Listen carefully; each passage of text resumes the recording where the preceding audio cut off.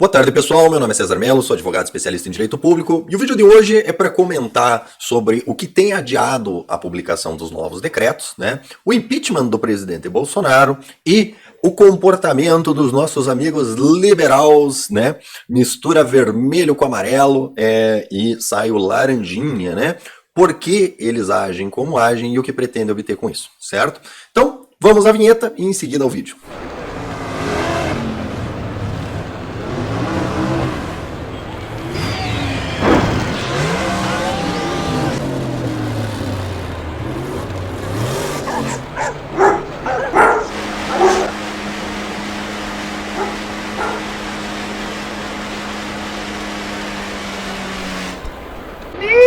Do céu! Pois bem, meus amigos, pois bem, mais uma vez, né? Fomos enganados, caímos na pegadinha do malandro do presidente Bolsonaro, que essa semana sai o decreto, eu nem fiquei muito animado, porque eu ainda estou aguardando ele voltar de Davos, né? Ele foi para Davos, assim que ele voltasse de Davos, sairia o decreto, né? Eu acredito que eles clonaram o Bolsonaro em Davos, né? E ele está capturado lá em Davos, preso em Davos, e esse que está aí é o clone, né?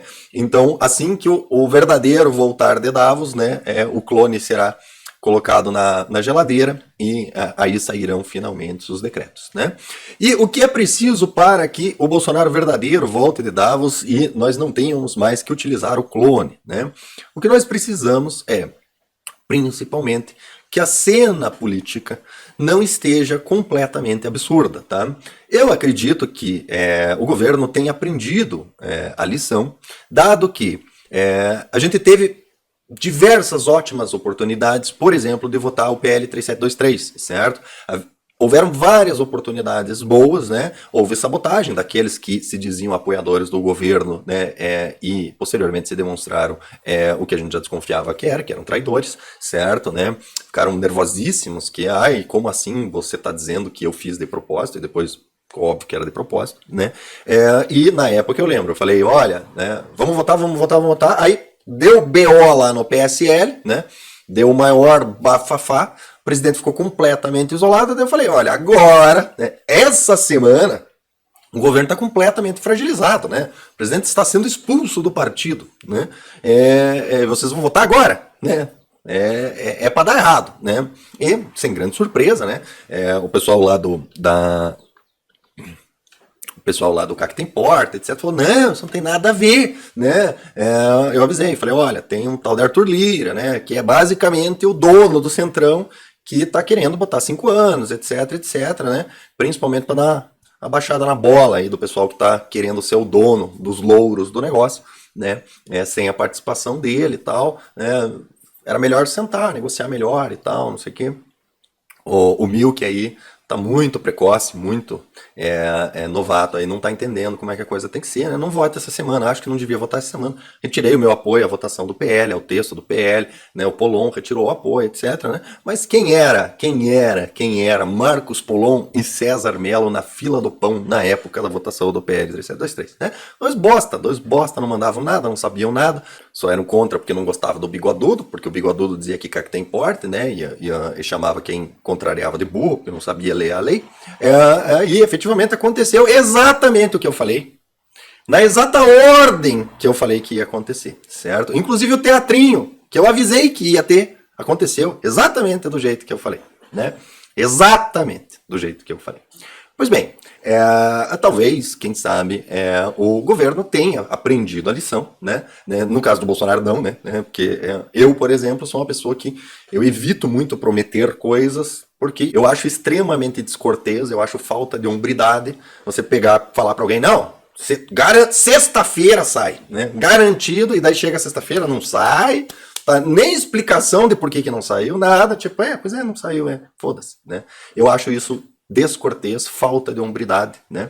Mas acredito que o presidente Bolsonaro não concorda comigo, para ele não faz diferença, né? Prometeu, né? Cumpre se possível, né?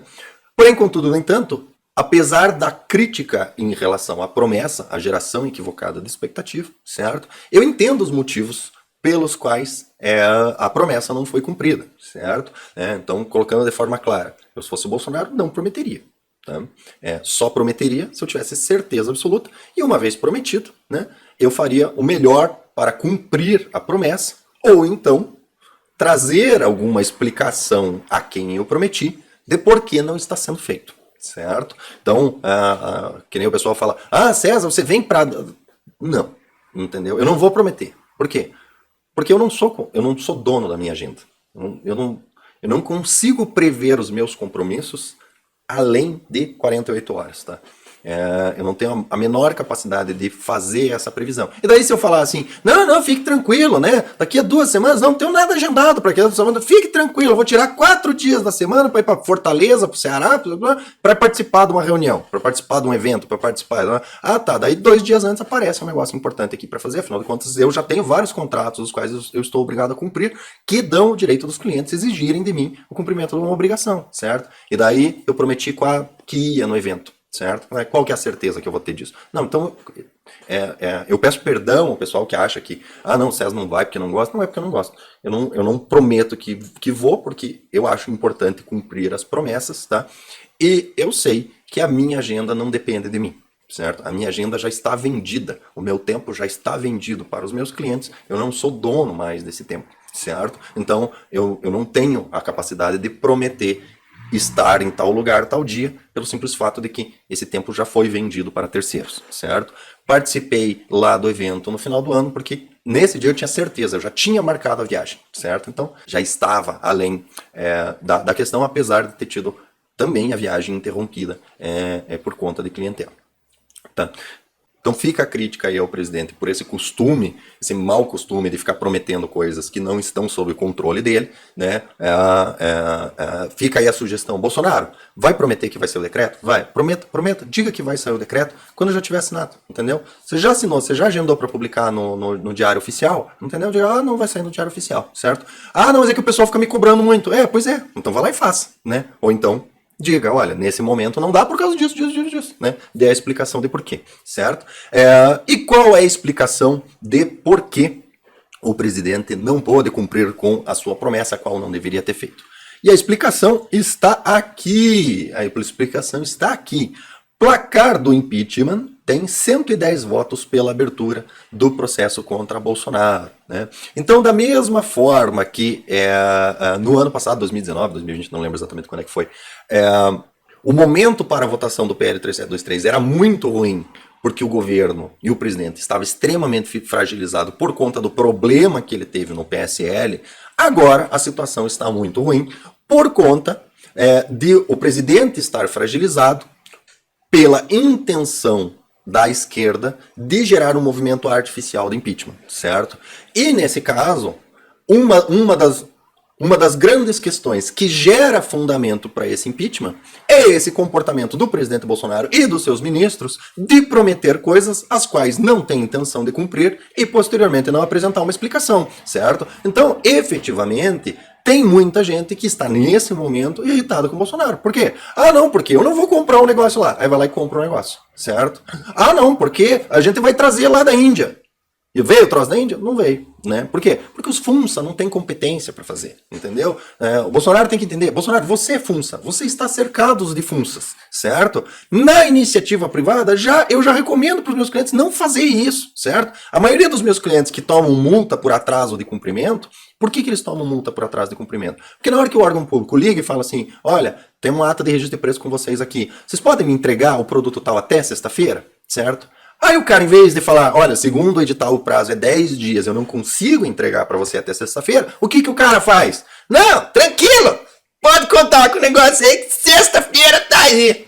Aí o que acontece? Daí na segunda manda e-mail para mim, porque recebeu uma intimação do órgão por atraso na entrega, né? Se tivesse sido inteligente e mandado, olha, seu fulano, né, por conta da pandemia, papapi, papapó, não precisa nem ser verdade, né? Olha, eu não vou fazer o meu melhor para entregar na sexta-feira, mas provavelmente o produto vai chegar aí na terça-feira, certo? E daí o que ele faz? Ele entrega na segunda o negócio, tá? Vai receber intimação por atraso? Não vai receber intimação por atraso, certo? Isso eu faço na minha prática, né? Volta e meia o cliente entra em contato, Olha, eu preciso assim, assim, assim, assim. Pergunto, qual que é o prazo? Ah, o prazo é sexta-feira, certo? Aí eu ponho na minha cabeça, o cara tá me procurando na sexta-feira da semana anterior, vamos dizer. Eu ponho na minha cabeça, eu vejo a minha agenda mais ou menos e tal, o tempo que eu levo para fazer e tal. Eu penso assim, isso aí eu consigo terminar na terça-feira à noite, certo? Aí o que eu falo pro cara? Eu falo, olha, quinta-feira eu te entrego, certo? Quinta-feira de manhã eu te entrego para dar tempo de quinta-feira à tarde a gente fazer alguma correção, certo? Por quê? Porque eu sei que na terça-feira eu consigo entregar, certo? Mas vai que, né? Vai que alguém aqui da minha família tem um problema de saúde e eu tenho um problema. Vai que o computador queima. Isso já aconteceu, né? Tudo certo, né? Na minha cabeça, hoje eu vou tirar para fazer um negócio. Cheguei aqui, liguei o computador boot manager, não sei quem, não sei. Eu passei o dia inteiro formatando o computador para recuperar os dados e conseguir o restaurando backup, não sei o quê. E daí o dia que eu tinha para fazer não teve, né? Aí o dia, né? Cheguei, sentei para trabalhar, liga lá da escolinha, ela, ó, o neném tá chorando aqui e tal. Pegar neném, levar no pronto-socorro, passa o dia no pronto-socorro, e daí como é que você faz? Não faz, atrasa, entendeu? Então, o que a gente faz? Olha, dentro do prazo razoável, terça-feira, prometo pro cliente para quarta, porque daí terça-feira, 10 horas da manhã, você terminou, você dá uma revisadinha, manda pro cliente, manda um WhatsApp pra ele, ó, consegui terminar aqui, tá certo, tudo resolvido, entendeu? Quer olhar e tal. O cliente fica louco de feliz. E se der um problema, você ainda cumpriu a sua promessa, certo? Então, um governo já fragilizado e ainda fica dando essas caneladas, entendeu? Infelizmente, acaba dando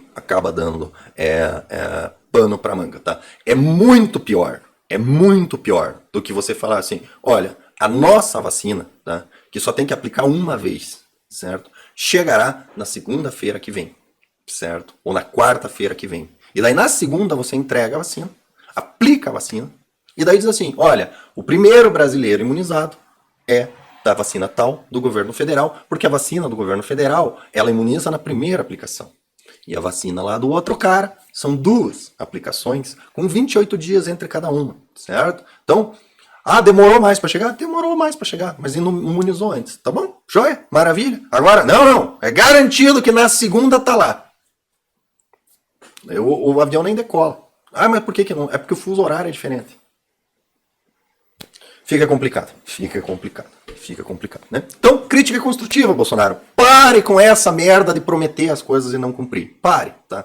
É muito melhor simplesmente não fazer do que prometer que vai fazer e não fazer, ou prometer que vai fazer no dia tal e atrasar uma semana depois, certo? Né? Colha os louros de prometer para sexta e entregar na quarta. Tá? Eu sei que você não faz parte da iniciativa privada, faz muito tempo, que acho que nunca fez parte da iniciativa privada, então talvez não entenda como é que funciona, né? Está acostumado com o lado de lá da DARF, né? Que não tem cobrança de resultado, né? E não é avaliado com muita frequência, certo? Né? Mas está nesse momento sendo avaliado, né? Então pare de prometer coisa que sabe que não vai cumprir, ou pare de prometer coisas cuja probabilidade de cumprir é tão boa quanto a eficiência lá da vacina do calça apertada, tá? Então, o que nós temos? Efetivamente nós temos uma narrativa de impeachment, certo? Tá aqui. E quem que preside essa narrativa de impeachment, né? Quem preside essa narrativa de impeachment é o Haddad, né? O Andrade, né? O Amoedo, o Vem Pra Rua, o MBL, etc. Né? Tirando um ali, o resto é o pessoal que apoiou o impeachment da anterior. Mas, enfim, nós temos efetivamente um movimento, né, da galerinha liberals, movimento da galerinha liberals, né, e dos petistas, né, cuja diferença aí eu não consigo perceber, né, colocando a narrativa do impeachment, certo? E por que nós temos essa narrativa do impeachment? Nós temos essa narrativa do impeachment porque a janela de oportunidade para o impeachment, ela está se fechando. E por que ela está se fechando? Ela está se fechando porque o plano original era Rodrigo Maia irá se reeleger com o apoio da esquerda e dessa galerinha aí, né? Essa galerinha aí que não é esquerda, não, eles apoiam aborto, apoiam maconha, apoiam a Agenda 2030, Tucaninho, etc, mas eles não são de esquerda, tá? Só parece de esquerda, tem rabo de esquerda, tem bico de esquerda, anda como esquerda, defende de tudo de esquerda, mas não é esquerda, tá? Garantido. Só perguntar para eles que eles te garantem que não são de esquerda, tá? Então essa galerinha que parece, age e defende ideias de esquerda, mas não é de esquerda, eles precisam aproveitar a janela de oportunidade. O plano original era reeleição do Rodrigo Maia e logo após a reeleição do Rodrigo Maia, culpar o presidente Bolsonaro por qualquer coisa, né? Infelizmente, nesse momento, qualquer coisa, as caneladas do presidente acabaram não se tornando tanto qualquer coisa, certo? Há uma narrativa, não vejo crime de responsabilidade, não vejo motivo para impeachment, certo? Mas que tem algumas coisas aí que tá foda de defender, tem, né? Também não tá ajudando muito, né? Também não tá ajudando muito. Podia ter facilitado a nossa vida, né?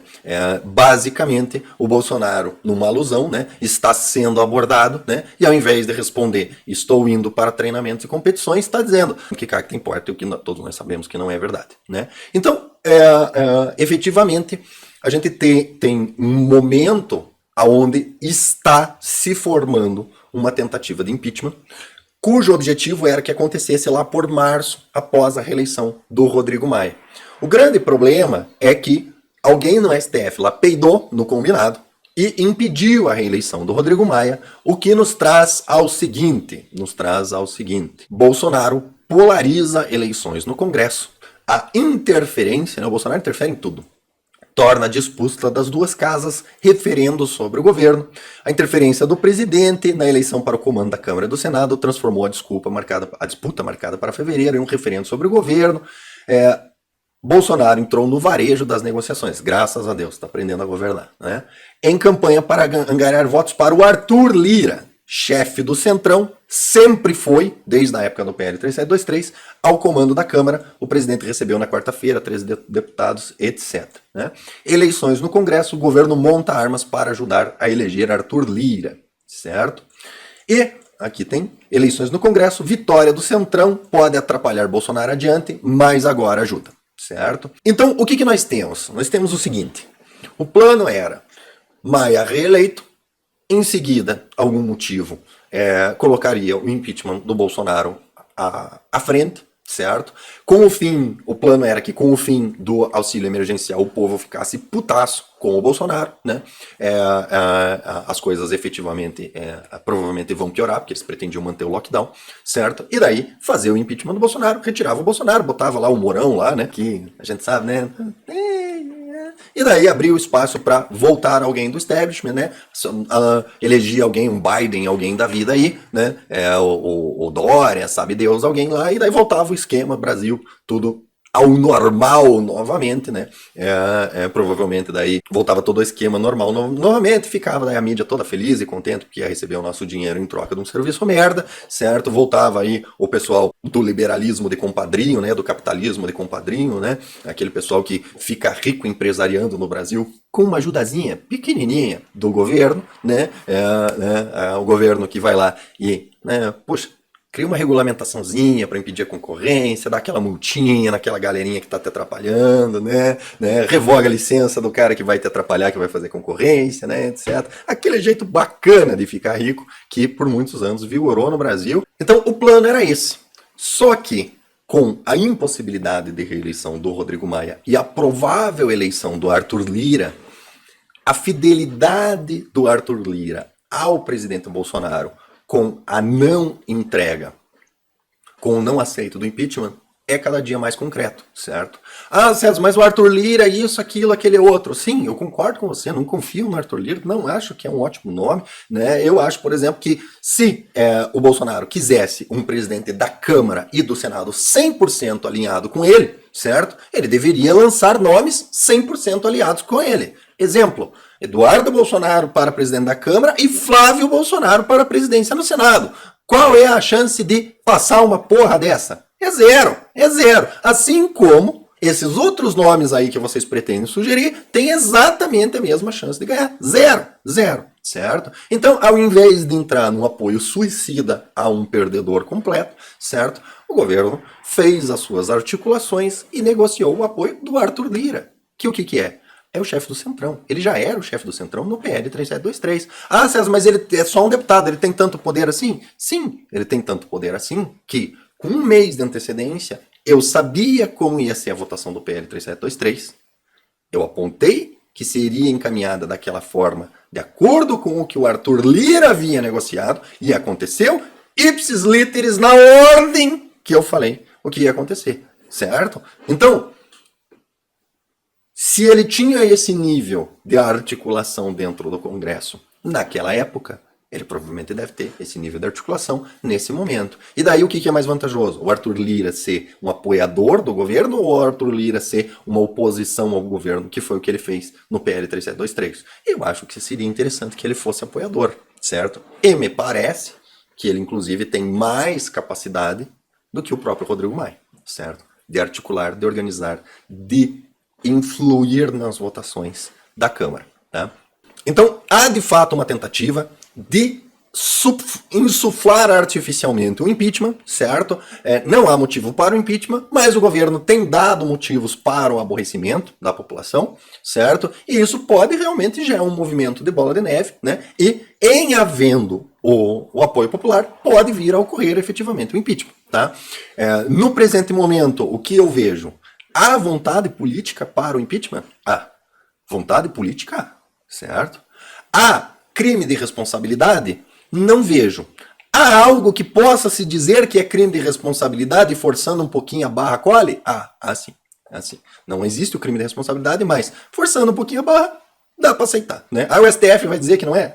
Não vai, né? O que falta para o impeachment? Falta para o impeachment o apoio popular, certo? E daí vem a grande questão. César, mas a esquerda não vai conseguir juntar 5 milhões de pessoas na rua como foi no impeachment da Dilma. Sim, ele não vai conseguir os 5 milhões de pessoas na rua para fazer o impeachment, certo? Mas a pergunta é, isso é necessário mesmo? Tá? E aí a resposta é não, não é necessário. Por que para fazer o impeachment da Dilma foi necessário 5 milhões de pessoas na rua? Porque não havia o apoio da mídia, tá? A mídia não queria, certo? A mídia fez o que pôde e o que não pôde para esconder o tamanho das manifestações, até que ficou ridículo, certo? Tava passando na TV que as manifestações eram pequenas e a pessoa olhava pela janela e via aquele mundaréu de gente, certo? Começou a ficar ridículo o negócio. Aí a mídia, realmente tem bastante gente, mas é nesse momento sempre passando pano, né? A mídia só embarcou no barco do impeachment depois que ele era inevitável, tá? E muitos deputados, inclusive o Rodrigo Maia, não queriam o impeachment. Eles foram compelidos a colocar o impeachment porque eles viram que era muita gente na rua, o pessoal continuava indo domingo após domingo, a coisa só aumentava. Eles viram que uma hora ou outra, se eles ficassem resistindo, o risco do bugalu, e daí bugalu mesmo, não é bangalô, bugalu mesmo, estava aumentando cada vez mais, certo? E aí a coisa ia feder, né? Vão-se os anéis, salvam-se os dedos, certo? E daí o plano era claro, né? Faz o impeachment, bota o Temer, elege alguém da galera lá, alguém do PSDB e continua o esquema, certo? A porra do Bolsonaro, ninguém tava contando com aquilo, né? Se passasse pela cabeça deles de que o Bolsonaro ia ser eleito, certo? Eles tinham segurado essa porra, tenho certeza. Vamos segurar aí, deixa novas eleições aí, a gente vê, entendeu? Então, temos essa pressão artificial sendo feita especialmente pela galerinha da esquerda, né, que hoje em dia não tem força nenhuma, e pela galerinha da nova esquerda, representado por Amoedo, Vem Pra Rua e MBL, tá? E aí eu queria fazer um comentário final sobre o que querem essas pessoas e por que eles defendem o impeachment do governo Bolsonaro, certo? O que eles pretendem atingir com isso, certo? A grande questão é que a galerinha do MBL vem pra rua, a galerinha de laranja, etc, eles são liberais, tá? E o que eles, como liberais, defendem? Né? Eles defendem um Estado menor, mas ainda interventor, certo? Eles não são ANCAPs, eles defendem uma redução do Estado, inclusive da galerinha do Laranjinha, eu vejo muito, né, durante algum tempo, né, no começo, eu me deixei enganar, achava que eles defendiam realmente um Estado mínimo, né, não, eles ainda defendem que o problema é a gestão, né, o Estado, se for bem gerido, vai dar certo, eles defendem essas bobagens aí, né, e defendem também liberação das drogas, defendem o aborto, enfim, eles defendem, na minha interpretação, tá? Ainda não fui convencido do contrário, eles defendem o que eu classifico como libertinagem, certo? Por quê? Porque no meu conceito de liberdade, você faz alguma coisa e sofre as consequências das decisões que você tomou, certo? Essa é uma frase que aparece com uma certa frequência no meu vídeo, que diz o seguinte: faça o que quiser e arque com as consequências do que decidiu fazer, certo? E o que essa galerinha, na verdade, quer? Eles querem que você tenha a libertinagem de fazer essas coisas e, se der errado, o coleguinha que paga, certo? Eles vão ter um Estado que vai estar lá para lhe socorrer. Então, por exemplo, né? O uso da droga está liberado. Tá, mas e se desenvolver esquizofrenia? Se desenvolver esquizofrenia, o SUS paga, né? Tratamento de grátis no SUS. Ah, liberado o aborto, maravilha, certo? Onde é que vai ser feito? No SUS, certo? E se der errado? O INSS paga, certo? E se a mulher ficar infértil, né? Que é uma causa bem frequente após a realização de aborto. Se ela ficar infértil, né? O SUS faz o tratamento, certo? E se desenvolver problemas psicológicos, tendências suicidas, que é bem comum após o aborto, o SUS paga. Ou seja, no meu entender, isso é libertinagem, certo? Ou seja, a parte do prazer, a parte divertida, a parte bacana, você tem liberdade para fazer. E se der errado, os outros pagam. Então, esse é, na minha interpretação, conforme as coisas que eles postam, conforme as coisas que eles defendem, essa é a minha interpretação dessa ideologia liberal dessa galerinha, certo? Só que o que o brasileiro é? O brasileiro é conservador. E qual que é o entendimento do conservador? O entendimento do conservador é o seguinte: isso é moralmente errado, né? Vai fazer? Faça. Mas sofra as consequências de fazer. Então, o conservador, ele não acha que a coisa tem que ser ilegal porque tem que ir o Estado lá e te proibir, te acorrentar de fazer. Não. A coisa tem que ser ilegal para que seja passado um recado de que a sociedade considera aquilo errado.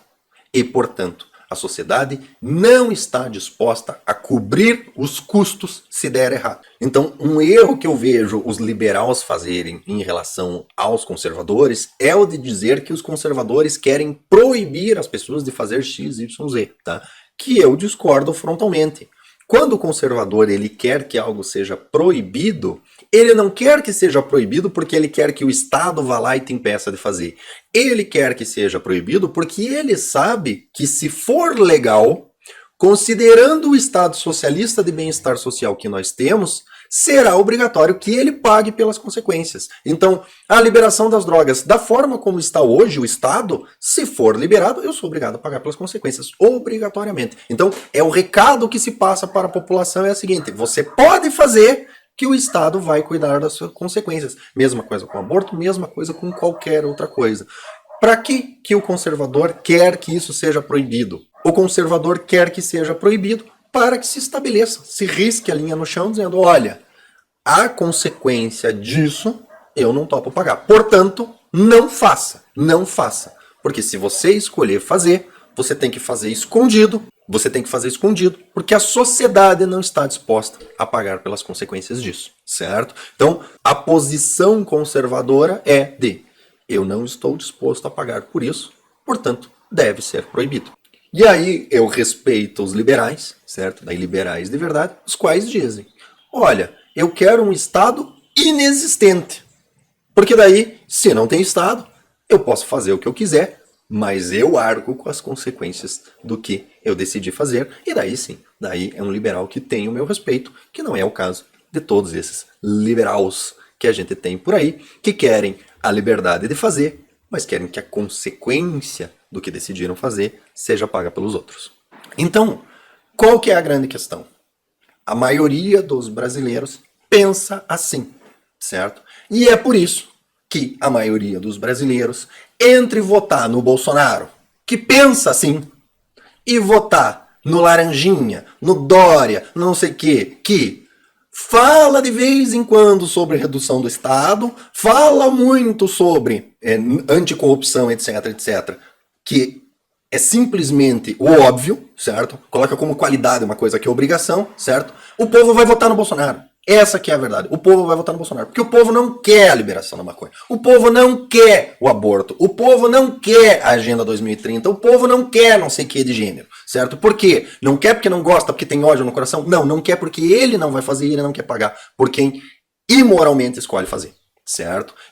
O povo quer que continue sendo proibido, porque você escolheu fazer? Maravilha, cara. Eu vou fazer vista grossa, eu não vou arranjar encrenca com você, eu não vou fazer nada. Só que eu não vou pagar. Eu não quero pagar. Eu não quero pagar. Porque eu não escolhi fazer isso daí. Eu escolhi trabalhar. Eu escolhi acordar cedo, estudar e trabalhar. Certo? Você escolheu acordar tarde, fumar essa merda e encher o saco. Então, deu problema? Deu problema. Se vira, fulano. Se vira. Entendeu? É assim que é o brasileiro. Certo?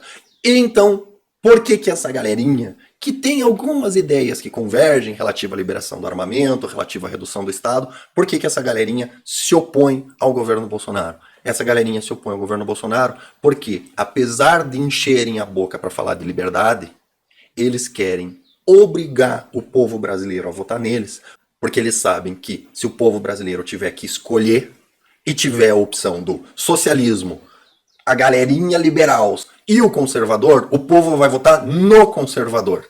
Eles só ganham se a opção for esquerda e liberais, certo? Aí a galera vai ser forçada a votar neles porque é o menos pior, certo? Então, apesar de encher a boca para falar de liberdade, a realidade é que eles precisam forçosamente remover a opção conservadora para que você seja obrigado a votar neles como opção menos pior. Porque a galerinha que efetivamente quer o que eles estão vendendo é muito pequena, tá?